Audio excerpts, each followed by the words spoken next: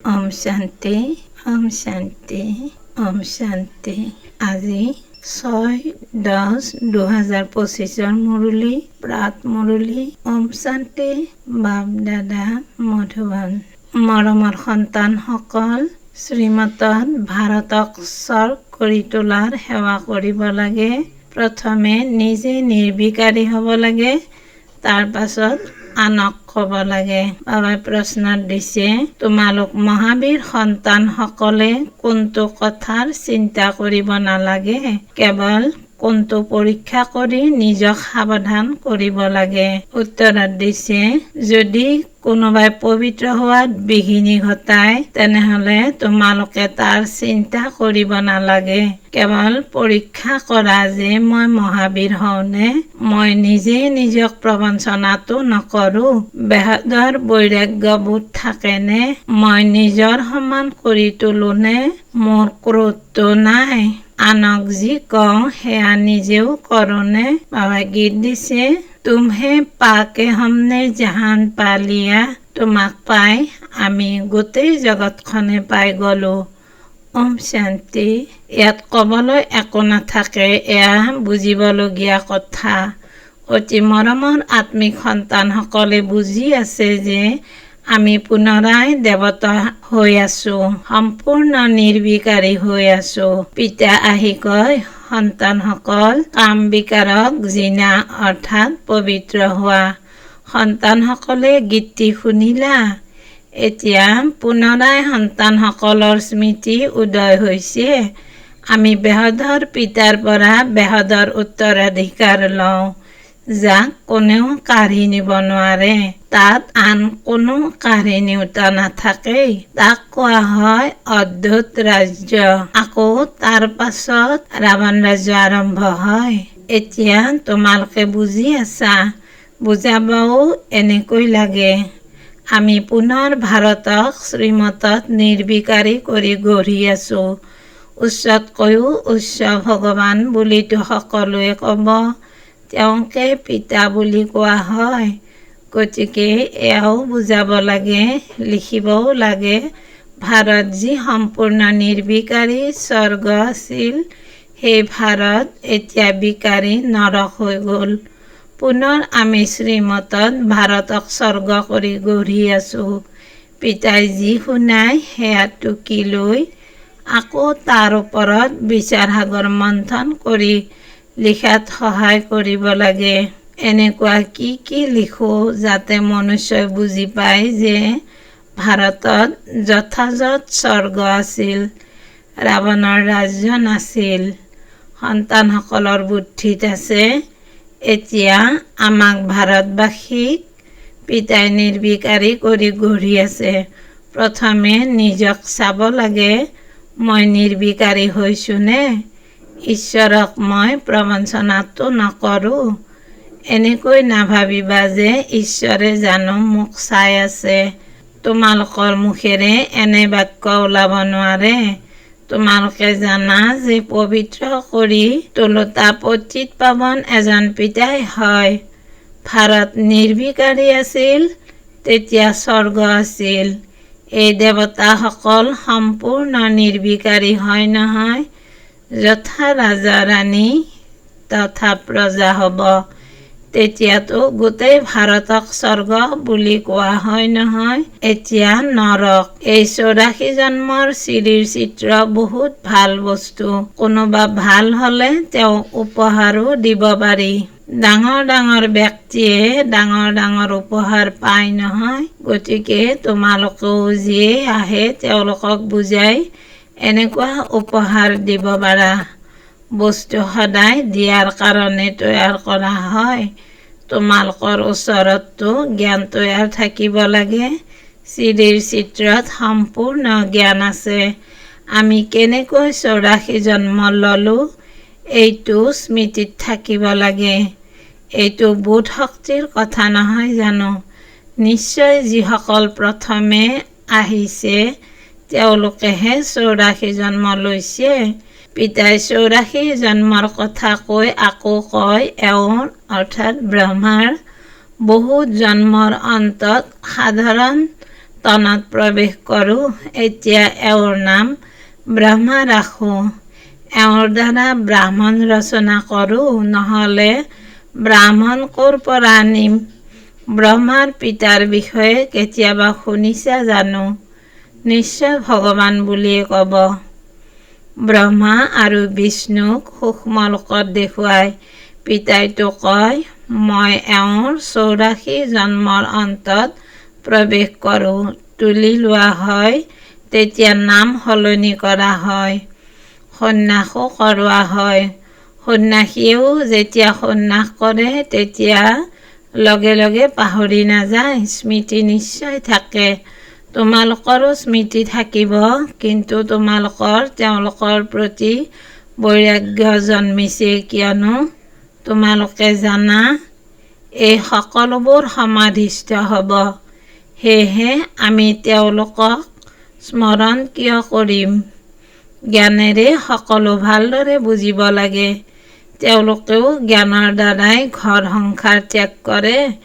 তেওঁলোকক যদি সোধা যে ঘৰ সংসাৰ কেনেকৈ ত্যাগ কৰিলে, তেন্তে নকয়। আকৌ তেওঁলোকক যুক্তিৰে কোৱা হয়, আপোনাৰ কেনেকৈ বৈৰাগ্য জন্মিল, আমাক শুনালে আমিও এনেকুৱা কৰিম। তোমালোকে প্ৰলোভন দিয়া যে পবিত্ৰ হোৱা, বাকী তোমালোকৰ স্মৃতিত সকলো আছে। সৰুকালৰ পৰা ধৰি সকলো ক'ব পাৰা। বুদ্ধিত গোটেই জ্ঞান আছে। কেনেকৈ এই সকলো ড্ৰামাৰ ভাৱৰীয়া হয়, যিসকলে ভূমিকা পালন কৰি আহিছে। এতিয়া সকলোৰে কলিযুগী কৰ্মবন্ধন ছিঙি যায়, তাৰ পাছত শান্তিধামলৈ যাব। তাৰ পৰা আকৌ সকলোৰে নতুন সম্বন্ধ গঢ়ি উঠিব। বুজাবলৈ ভাল ভাল কথাও বাবাই দি থাকে। এই ভাৰতবাসীয়েই আদি সনাতন দেৱী দেৱতা ধৰ্মাৱলম্বীৰ আছিল, তেতিয়া নিৰ্বিকাৰী আছিল। পুনৰ 84 জন্মৰ পাছত বিকাৰী হৈ গ'ল। এতিয়া পুনৰ নিৰ্বিকাৰী হ'ব লাগে, কিন্তু পুৰুষাৰ্থ কৰোঁতা লাগে। এতিয়া তোমালোকক পিতাই শুনাইছে। পিতাই কয়, তোমালোক সেইসকলেই হোৱা নহয়। সন্তানসকলেও কয়, বাবা আপুনি সেইজনেই। পিতাই কয়, কল্প পূৰ্বেও তোমালোকক পঢ়াই ৰাজ্যভাগ্য দিছিলোঁ। কল্পই কল্পই এনেকৈ কৰি থাকিম। ড্ৰামাত যি কিছু হ'ল, বিঘিনি আহিল, আকৌ আহিব। জীৱনত কি কি হয় স্মৃতিটো থাকে নহয়। এওঁৰতো ব্ৰহ্মাৰ সকলো স্মৃতিত আছে। কয়ো গাঁৱৰ ল'ৰা আছিল আৰু বৈকুণ্ঠৰ মালিক হ'ল। বৈকুণ্ঠত গাঁও কেনেকৈ হ'ব, এয়া এতিয়া তোমালোকে জানা।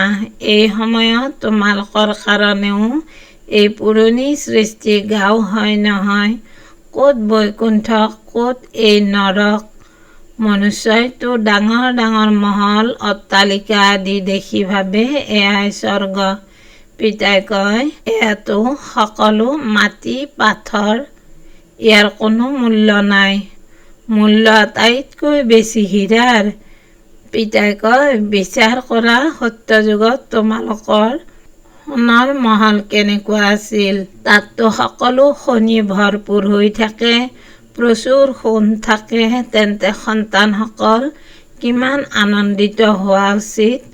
কোনোবা সময়ত বিষাদগ্ৰস্ত হোৱা। সেয়েহে বাবাই বুজাইছে, বহুত এনেকুৱা বাণীবদ্ধ গীত আছে, যিবোৰে তোমালোকক তৎক্ষণাত আনন্দিত কৰি তুলিব। গোটেই জ্ঞান বুদ্ধিত আহি যায়। বুজি পোৱা যে বাবাই আমাক বিশ্বৰ মালিক কৰি তোলে। সেয়া কেতিয়াও কোনেও কাঢ়ি নিব নোৱাৰে। আধা কল্পৰ কাৰণে আমি সুখৰ মালিক হওঁ। ৰজাৰ সন্তানে বুজি পায় যে মই এই হ্ৰদৰ ৰাজ্যৰ উত্তৰাধিকাৰী হওঁ। তোমালোকৰ কিমান নিচা থাকিব লাগে।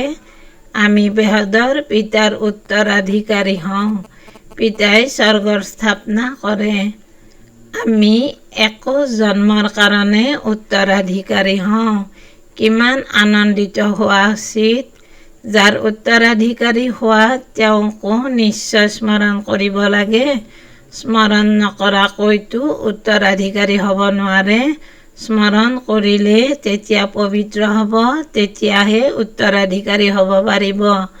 তোমালোকে জানা, শ্ৰীমতত আমি বিশ্বৰ মালিক দ্বৈত মুকুটধাৰী হওঁ। জন্মৰ পাছত জন্ম আমি ৰাজত্ব কৰিম। মনুষ্যৰ ভক্তি মাৰ্গত বিনাশী দান পুণ্য চলে, তোমালোকৰ হৈছে অবিনাশী জ্ঞান ধন। তোমালোকে কিমান ডাঙৰ লটাৰী পোৱা, কৰ্ম অনুসাৰে ফল পায় নহয়। কোনোবা ডাঙৰ ৰজাৰ সন্তান হ'লে তেতিয়া তাক ডাঙৰ সদৰ লটাৰী বুলি কোৱা হ'ব। একক মুকুটধাৰীয়ে গোটেই বিশ্বৰ মালিকটো হ'ব নোৱাৰে। দ্বৈত মুকুটধাৰী বিশ্বৰ মালিক তোমালোক হোৱা। এই সময়ত অন্য কোনো ৰাজ্য নাথাকে। পুনৰ অন্য ধৰ্ম পাছত আহে। সেই ধৰ্মৰ লোকৰ সংখ্যা যেতিয়ালৈকে বৃদ্ধিপ্ৰাপ্ত হয়, তেতিয়া প্ৰথমে হোৱা ৰজাসকল ভিকাৰী হৈ পৰাৰ কাৰণে মতভেদ হৈ টুকুৰা টুকুৰা বেলেগ কৰি দিয়ে। প্ৰথমেতো গোটেই বিশ্বত এখনেই ৰাজ্য আছিল। তাত এনেকৈ নকয় যে এয়া পূৰ্বজন্মৰ কৰ্মৰ ফল। এতিয়া পিতাই তোমালোক সন্তানসকলক শ্ৰেষ্ঠ কৰ্ম শিকাই আছে। যিয়ে যেনেকুৱা কৰ্ম কৰিব, সেৱা কৰিব, তাৰ প্ৰতিদানো তেনেকুৱা পাব। ভাল কৰ্মই কৰিব লাগে। কোনোৱে কৰ্ম কৰে, বুজি নাপালে তেতিয়া তাৰ কাৰণে শ্ৰীমত ল'ব লাগে। বাৰে বাৰে পত্ৰৰ দ্বাৰা সুধিব লাগে। এতিয়া প্ৰধানমন্ত্ৰীৰ কথাই লোৱা, তোমালোকে ভাবা কিমান পত্ৰ আহে চাগৈ, কিন্তু তেওঁ অকলে নপঢ়ে। তেওঁৰ আগত বহুত সচিব থাকে। তেওঁলোকে গোটেই পত্ৰবোৰ চায়। যিবোৰ একেবাৰে মুখ্য, অনুমোদন জনাব, তেতিয়া প্ৰধানমন্ত্ৰীৰ টেবুলত ৰাখিব। ইয়াতো এনেকুৱা মুখ্য পত্ৰবোৰৰতো তৎক্ষণাত উত্তৰ দি দিয়ে। বাকীবোৰৰ কাৰণে স্নেহপূৰ্ণ স্মৰণ লিখি দিয়ে। এজন এজনলৈ বেলেগে বেলেগে বহি পত্ৰ লিখিব, এয়াতো হ'ব নোৱাৰে। বৰ কঠিন। সন্তানসকল কিমান আনন্দিত হয়। অহো, আজি বেহদৰ পিতাৰ চিঠি আহিছে। শিৱ বাবাই ব্ৰহ্মাৰ দ্বাৰা সঁহাৰি জনায়। সন্তানসকল বৰ আনন্দিত হয়। সকলোতকৈ বেছি আনন্দত গদগদ হয় বন্ধনত থকাসকল।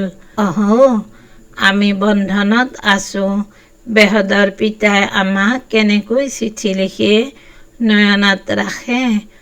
অজ্ঞান কালতো স্বামীক পৰমাত্মা বুলি ভবাসকলেও স্বামীৰ চিঠি আহিলে তেতিয়া চুম্বন কৰিব।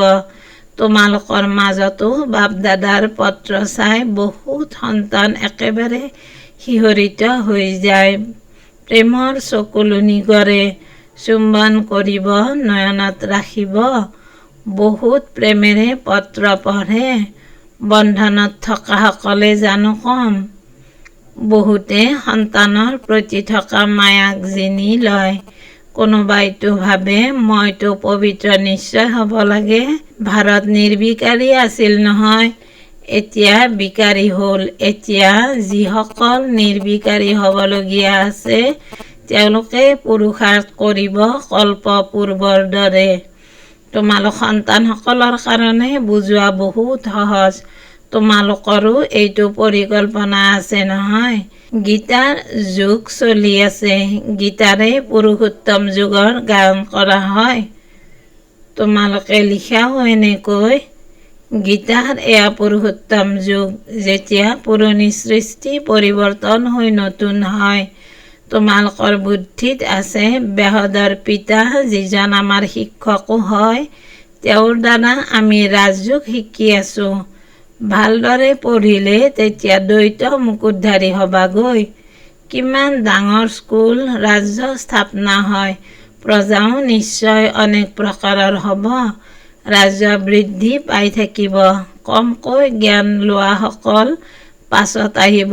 যিয়ে যেনেকুৱা পুৰুষাৰ্থ কৰিব, তেওঁলোক প্ৰথমে আহি থাকিব। এয়া সকলো ৰচি থোৱা খেল। এই ড্ৰামাৰ চক্ৰ পুনৰাবৃত্তি হ'ব নহয়। এতিয়া তোমালোকে পিতাৰ পৰা উত্তৰাধিকাৰ লৈ আছা। পিতাই কয়, পবিত্ৰ হোৱা। ইয়াত কোনোবাই বিঘিনি ঘটালে তেতিয়া চিন্তা কৰিব নালাগে। ৰুটি টুকুৰাটো পাব পৰা নহয়। সন্তানসকলে পুৰুষাৰ্থ কৰিব লাগে, তেতিয়া স্মৃতিত থাকিব। বাবাই ভক্তি মাৰ্গৰ উদাহৰণ দিয়ে। পূজাৰ সময়ত বুদ্ধিযোগ বাহিৰলৈ গ'লে তেতিয়া নিজৰ কাণত ধৰিছিল, থপৰিয়াইছিল। এতিয়াতো এয়া হৈছে জ্ঞান। ইয়াতো মুখ্য কথা হ'ল স্মৃতিৰ। স্মৃতিত নাথাকিলে তেতিয়া নিজকে থপৰিয়াব লাগে।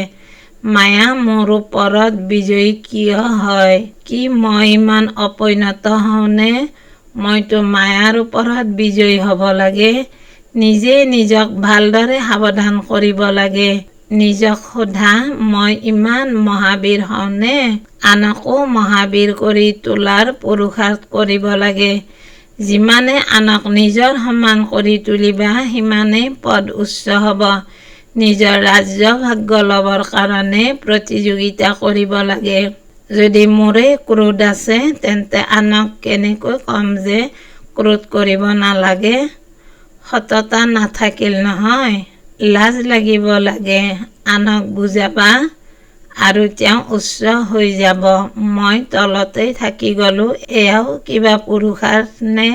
পণ্ডিতৰ কাহিনী। পিতাক স্মৰণ কৰি তোমালোক এই বিষয় সাগৰৰ পৰা ক্ষীৰ সাগৰলৈ গুচি যোৱা। বাকী এই সকলো উদাহৰণ পিতাই বহি বুজায়, যিবোৰ আকৌ ভক্তি মাৰ্গত পুনৰাবৃত্তি কৰে।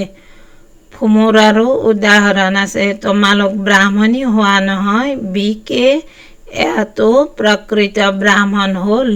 প্ৰজাপিতা ব্ৰহ্মা ক'ত? নিশ্চয় ইয়াতে থাকিব নহয়। তাত থাকিব জানো? তোমালোক সন্তানসকল বহুত বুদ্ধিমান হ'ব লাগে। বাবাৰ পৰিকল্পনা হৈছে মনুষ্যক দেৱতা কৰি গঢ়ি তোলা। বুজাবলৈ এই চিত্ৰবোৰো আছে। ইয়াত লিখনিও এনেকুৱা হ'ব লাগে। গীতাৰ ভগৱানৰ এয়া পৰিকল্পনা হয় নহয়। আমি ব্ৰাহ্মণ হৈছোঁ আটাইতকৈ উচ্চ। এজনৰ কথা জানো, প্ৰজাপিতা ব্ৰহ্মা। গতিকে আটাইতকৈ উচ্চ ব্ৰাহ্মণসকলেই হ'ল নহয়। ব্ৰহ্মা হৈছেই ব্ৰাহ্মণসকলৰ পিতা। এই সময়তো বহুত ডাঙৰ কুটুম্ব অৰ্থাৎ পৰিয়াল হ'ব। আকৌ তোমালোক দৈৱী কুটুম্ব পৰিয়ালত আহা। এই সময়ত তোমালোক বহুত আনন্দিত হোৱা, কিয়নো লটাৰী লাভ কৰা। তোমালোকৰ নাম বহুত হয়। বন্দে মাতৰম, শিৱৰ শক্তি সেনা তোমালোকে নোহোৱা জানো? আন সকলোবোৰতো হৈছে মিছা। বহুত হোৱাৰ কাৰণে বিবুদ্ধিত পৰে। সেইবাবে ৰাজধানী স্থাপনা কৰোঁতে পৰিশ্ৰম হয়। পিতাই কয়, এই ড্ৰামাখন ৰচি থোৱা আছে। ইয়াত মোৰো ভূমিকা আছে। মই হৈছোঁ সৰ্বশক্তিমান। মোক স্মৰণ কৰিলে তোমালোক পবিত্ৰ হৈ যোৱা। সকলোতকৈ ডাঙৰ চুম্বক হৈছে শিৱ বাবা। তেওঁৱেই উচ্চতকৈও উচ্চ হৈ থাকে। ভাল বাৰু। অতি মৰমৰ কল্পৰ পাছত পুনৰাই মিলিত হোৱা সন্তানসকলৰ প্ৰতি মাতা পিতা বাপ দাদাৰ স্নেহপূৰ্ণ স্মৰণ আৰু সুপ্ৰভাত। আত্মিক পিতাৰ আত্মিক সন্তানসকলক নমস্কাৰ। আমি আত্মিক সন্তানসকলেও আমাৰ আত্মাৰ মা বাবা বাপ দাদাক স্নেহপূৰ্ণ স্মৰণ, সুপ্ৰভাত, নমস্কাৰ, নমস্কাৰ, নমস্কাৰ। ধন্যবাদ বাবা, ধন্যবাদ। ধাৰণাৰ বাবে মুখ্য সাৰ। ১ নম্বৰ, সদায় এইটো নিচা বা আনন্দত থাকিব লাগে যে মই ২১ জন্মৰ বাবে বেহদৰ বাবাৰ উত্তৰাধিকাৰী হৈ আছোঁ। যিজনৰ উত্তৰাধিকাৰী হৈছোঁ, তেওঁক স্মৰণো কৰিব লাগে আৰু পবিত্ৰও নিশ্চয় হ'ব লাগে। ২ নম্বৰ, পিতাই যি শ্ৰেষ্ঠ কৰ্ম শিকাই আছে, সেই কৰ্মই কৰিব লাগে। শ্ৰীমত লৈ থাকিব লাগে। বাবাই বৰদানত দিছে, স্থূল দেশ আৰু শৰীৰৰ স্মৃতিৰ পৰা ঊৰ্ধত সূক্ষ্ম দেশৰ বেশধাৰী হোৱা। স্থূল দেশ আৰু শৰীৰৰ স্মৃতিৰ পৰা ঊৰ্ধত সূক্ষ্ম দেশৰ বেশধাৰী হোৱা। যেনেকৈ আজিকালি জগতত যেনেকুৱা কৰ্তব্য তেনেকুৱা বেশ ধাৰণ কৰি লয়, তেনেকৈ তোমালোকেও যি সময়ত যেনেকুৱা কৰ্ম কৰিব বিচৰা তেনেকুৱা বেশ ধাৰণ কৰি লোৱা। এতিয়াই সাকাৰী আৰু এতিয়াই আকাৰী এনেকুৱা বহুৰূপী হৈ যোৱা, তেতিয়াহে সৰ্বস্বৰূপৰ সুখৰ অনুভৱ কৰিব পাৰিবা। এয়া নিজৰে স্বৰূপ। আনৰ বস্ত্ৰ খাপ খাওক বা নাখাওক, কিন্তু নিজৰ বস্ত্ৰ সহজে ধাৰণ কৰিব পাৰা। সেইকাৰণে এইটো বৰদান বাস্তৱত অভ্যাসত পৰিণত কৰা, তেতিয়া অব্যক্ত মিলনৰ বিচিত্ৰ অনুভৱ কৰিব পাৰিবা। শ্লোগান: সকলোকে আদৰ কৰোঁতাজনেই আদৰ্শ হ'ব পাৰে। সন্মান দিয়া, তেতিয়া সন্মান পাবা। সকলোকে আদৰ কৰোঁতাজনেই আদৰ্শ হ'ব পাৰে। সন্মান দিয়া, তেতিয়া সন্মান পাবা। ওম শান্তি, ওম শান্তি। অব্যক্ত সংকেত: নিজৰ আৰু সকলোৰে প্ৰতি মনেৰে যোগৰ শক্তি প্ৰয়োগ কৰা।